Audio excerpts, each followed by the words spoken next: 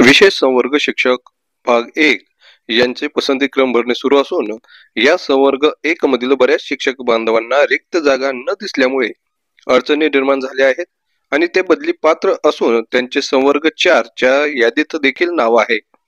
त्यामुळे द्विधा मनस्थिती निर्माण झालेली आहे।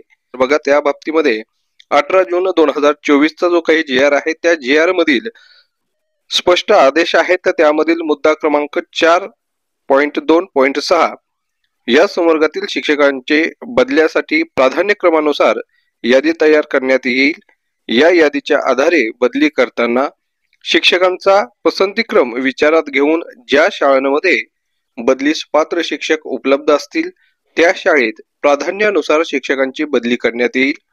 जर एखाद्या विशेष संवर्ग शिक्षकाला त्यांच्या पसंतीक्रमाप्रमाणे एकही शाळेमध्ये तेथे बदलीस पात्र शिक्षक उपलब्ध नसल्यास बदली देता आली नाही तर त्याची बदली विशेष संवर्ग भाग 1 मधून होणार नाही।